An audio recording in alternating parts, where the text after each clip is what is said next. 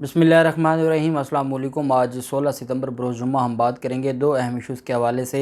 शहबाज शरीफ हुकूमत के हवाले से जो मुसद्दक़ा ख़बरें हम तक पहुँची हैं बनी गाला से, और जो चीज़ें डिस्कस हो रही हैं और जिस तरीके से मौजूदा हुकूमत, अब इनको लाने वाले भी घबरा चुके हैं और ये मौजूदा हुकूमत जाने वाली है और जल्द असम्बलियों की तहलील का जो मामला है।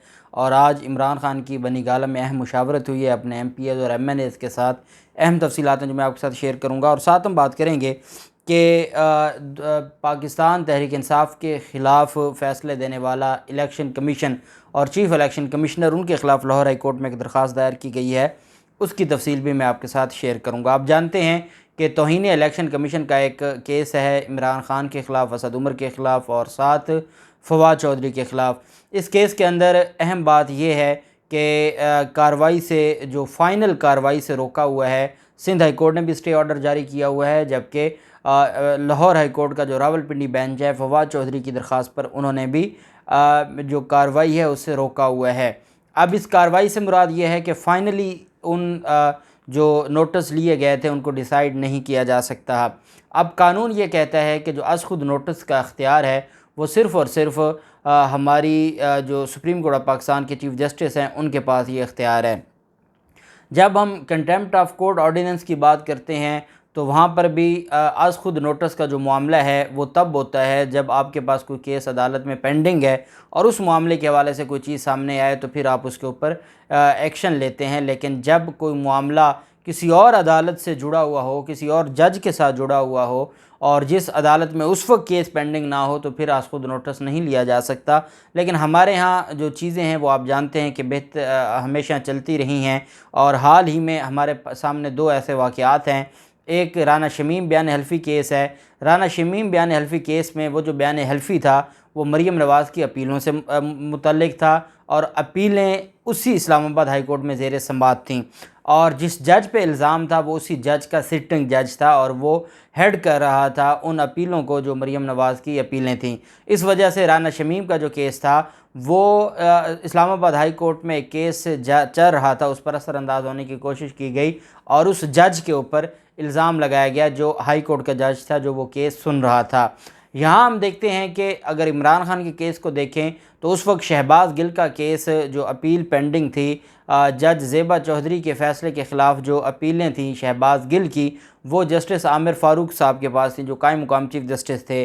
जबकि इमरान खान बात कर रहे थे जज ज़ेबा चौधरी साहबा की। ज़ेबा चौधरी साहबा उस वक्त तक उस केस को फाइनली डिस्पोज़ ऑफ कर चुकी थी, रिमांड मंजूर करके वो अपनी हद तक केस ख़त्म कर चुकी थी, और मामला आगे एक और अदालत में अपील में गया हुआ था, और जिस अदालत में अपील में गया हुआ था उस अदालत के हवाले से कोई बात नहीं की गई थी या उस हवाले से कुछ नहीं कहा गया था, बल्कि उस जज साहबा के बारे में कहा गया था जो अपनी तरफ से फ़ाइनल ऑर्डर दे बैठी थी। तो इस वजह से जो अज़ खुद नोटिस लिया गया वो नहीं बनता था, और वही जो ग्राउंड्स हैं पाकिस्तान तहरीक इंसाफ ने अपनी जो जवाब है इमरान खान के, उन जवाबात में भी वो ग्राउंड्स उठाई गई हैं। लेकिन हम बात करते हैं तौहीन इलेक्शन कमीशन की। अब तौहीन इलेक्शन कमीशन में इलेक्शन कमीशन ने दो ब्लंडर किए हैं। एक तो चीफ़ जस्टिस ऑफ पाकिस्तान का अख्तियार इस्तेमाल किया है, और दूसरा वो अपने आप को हाई कोर्ट के जज के बराबर समझने लग गए हैं, और यही वजह है कि उनसे इतनी बड़ी गलती हुई है कि उन्होंने जो कंटेम्प्ट ऑफ इलेक्शन कमीशन है उसके नोटिस जारी कर दिए हैं, और उस बुनियाद पर वो ये चाहते हैं कि कार्रवाई हो उन लोगों के ख़िलाफ़ जो तौहीन इलेक्शन कमीशन में मुलव्वस थे। अब मैं आपको वो जो कानून है वो पढ़ के सुना देता हूँ मुख्तसर सा, और फिर उसके बाद हम आते हैं लाहौर हाई कोर्ट में जो कार्रवाई शुरू हुई है। ये पार है पनिश फॉर कंटेम्प्ट, जो तौहीन की जो अख्तियार है कि तौहीन में किसी को सज़ा देना।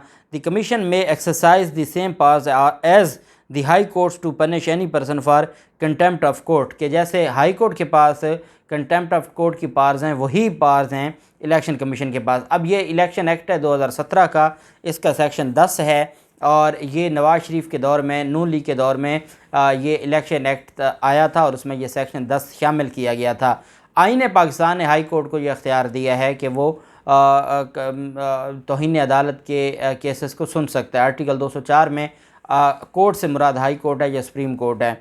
अब जब आप एक कोई कानून पास करते हैं, जब हाई कोर्ट के मुकाबले में इलेक्शन कमीशन का अलग से चैप्टर है आइन में, और आइन पाकिस्तान ने ना तौहीन इलेक्शन कमीशन का कोई सेक्शन दिया है। अगर आइन ये समझता कि इलेक्शन कमीशन की तौहीन हाई कोर्ट की तौहीन के बराबर है, तो फिर हाई कोर्ट की तौहीन का आर्टिकल दिया है तो इलेक्शन कमीशन का, जहाँ तैनाती का मामला था, जहाँ सारा कुछ था, और जो 18वीं तरमीम में इन्होंने इलेक्शन कमीशन की तैनाती का सारा प्रोसीजर आइन में दे दिया, तो ये फिर कंटेम्प्ट भी दे देते कि कंटेम्प्ट ऑफ जो कमिश्नर है वो हाई कोर्ट के जज के बराबर है। जब वहाँ ऐसा नहीं किया, जो चीज़ आइन में नहीं थी, इन्होंने उसको जो इख्तियारात हाई कोर्ट को आइन ने दिए थे वो इख्तियारात इन्होंने एक एक्ट में ख़ुद हाई कोर्ट वाले इख्तियारात दे दिए इलेक्शन कमीशन को। इसी वजह से the commission may exercise the same powers as the high court to punish any person for contempt of court and the contempt of court ordinance 2003 और any other law pertaining to contempt of court shall effect accordingly as if reference therein to a court and to a judge were a reference respectively to the commission and the commissioner, के जहाँ court और जज है वहाँ पे commission और commissioner लग जाएगा और बाकी सारी पार्ट्स उनकी हाई कोर्ट के बराबर होंगी। अब ये जो सेक्शन 10 है ये चैलेंज हो चुका है, ये पाकिस्तान की तमाम हाई कोर्ट्स में चैलेंज हुआ है और इस बुनियाद पर इसकी रोशनी में इमरान खान के ख़िलाफ़ कार्रवाई की गई है। लेकिन लाहौर हाई कोर्ट में एक दरख्वास्त दायर की गई है और ये Mian Shabbir Ismail versus federation of Pakistan है, जिसके ऊपर सोमवार के दिन समाअत होने जा रही है। और इसमें जो आईन पाकिस्तान के हवाले से जो अदालत से इस्तदा की गई है, जो प्रेयर है, वो ये है कि in view of aforementioned facts and peculiar circumstances it is therefore humbly prayed that the writ petition may hand very kindly be accepted that this honourable court may kindly declare that section 10 of the election act 2017 is ultra vires the constitution, कि वो constitution की जो है वो खिलाफ वर्जी है और गैर उसको सेक्शन 10 को डिक्लेयर किया जाए कि वो गैर आइनी है। और साथ ये कहा गया है कि इसकी बुनियाद पर जो कंटेम्प्ट की प्रोसीडिंग्स मुख्तलिफ़ केसेस में शुरू की गई हैं इलेक्शन कमीशन की तरफ से, उनको भी ख़त्म किया जाए और वो सारी की सारी गैर कानूनी हैं। दूसरी तरफ इमरान खान की तरफ से जो कॉल है वो सामने आ चुकी है और वो एहतजाज की कॉल है।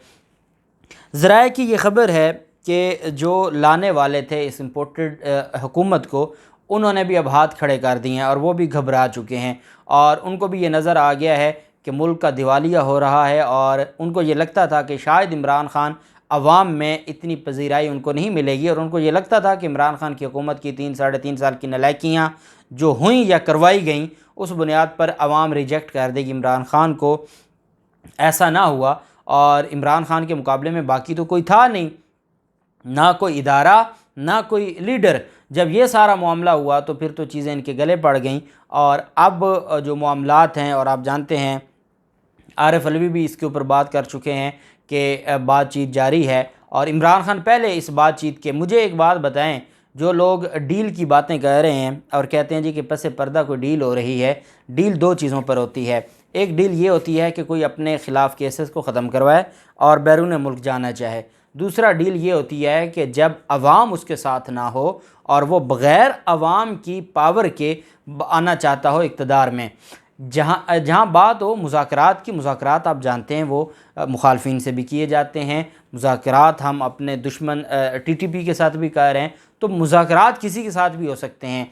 यहाँ मुज़ाकरात हो रहे हैं, इसमें कोई दूसरी राय नहीं है। इमरान खान कहते हैं कि आप इंतखाबात की मुझे दे दें, तारीख़ दे दें और उसके बाद हम मिल बैठकर डिस्कशन करने को तैयार हैं कि इन मामलात से कैसे निकलना है। दूसरा उन्होंने हल ये दिया कि जो बड़ी एक तकर्री है उसको स्टेटस को रहने दें और जैसे ही इलेक्शन होते हैं और नई हुकूमत आती है उसके पास क्योंकि मैंडेट होगा, वो अपने मैंडेट को इस्तेमाल करते हुए नई तकर्री करेगी।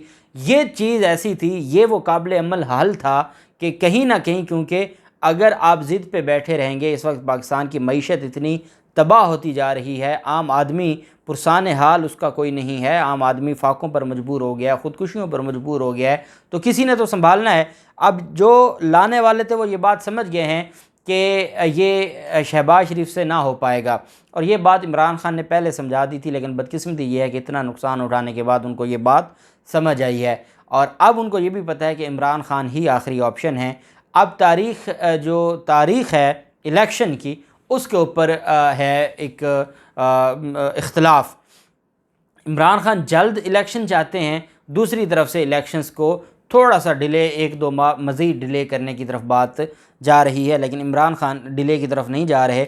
और इमरान खान ने इसी वजह से पाकिस्तान तहरीक इंसाफ ने एहतजाज की कॉल समेत अब जो मुख्तलिफ़ अमूर हैं उन पर मुशावरत शुरू कर दी है। और खैबर पख्तूनख्वा की क़यादत का इजलास हुआ था इस्लामाबाद में, उसमें पाकिस्तान तहरीक इंसाफ की ज़ेर सदारत, चेयरमैन पाकिस्तान तहरीक इंसाफ की ज़ेर सदारत ये इजलास हुआ था। उसमें असद उमर भी थे, परवेज़ खट्टक, अली अमीन गंडापुर और वज़ीर आला खैबर पख्तूनख्वा भी थे। और उसमें कौमी और सूबाई असम्बली, सेनेट और तहसील नाज़मीन और टिकट होल्डर्स भी शरीक थे। इजलास में जो एहतजाज की कॉल है इमरान खान की तरफ से कि अगर हम एहतजाज की कॉल देते हैं, क्योंकि इमरान खान अब मज़ीद नहीं इसको लटकाना चाहते, इमरान खान चाहते हैं जो भी फ़ैसला हो वो सितंबर में हो, या हमें ये डेट अनाउंस करें या फिर हम अपना फ़ाइनल लॉन्ग मार्च अनाउंस करते हैं और फिर हम इनसे ख़ुद डेट लेते हैं। अब इस हवाले से इमरान खान ने जहां टिकट के हवाले से कि अगर जनरल इलेक्शन आ जाता है टिकट किसको देनी है, और टिकट के हवाले से मुख्तलिफ़ डिवीज़न्स के जो तहरीक के इंसाफ के कायदीन हैं उनको ज़िम्मेदारियाँ सौंपी जा रही हैं, वहीं पे इमरान खान ये भी चाहते हैं कि एहतजाज के लिए भी तैयार रहें कि अगर इस डेट के ऊपर हमें ये कहा कि हमने स्टेटस को का तो कह दिया है और ये 4-5 माह मज़ीद इसको अगर डिले करना चाहेंगे तो हम वो डिले नहीं मानेंगे और हम फिर हर हाल में एहतजाज की तरफ जाएंगे, और वो फिर इसी सितंबर में होगा और वो 20 सितंबर के बाद कोई भी तारीख़ हो सकती है। उस पर भी इमरान खान ने आज मुशावरत की है। और जो अपनी तंजीमें हैं, क्योंकि खैबर पख्तूनख्वा से बड़ी तादाद में अवाम ने आना है, तो उनको भी इमरान खान ने आज तैयार किया है और उनको भी उनका जो टारगेट है वो दे दिया है। अब देखते हैं, अगले यही 4-5 दिन फ़ैसला कुन हैं। जो भी तफसीलात होंगी आपके साथ शेयर करते रहेंगे। अल्लाह पाक पाकिस्तान का हमें नासिर हो। बहुत शुक्रिया। अल्लाह हाफ़िज़। पाकिस्तान ज़िंदाबाद।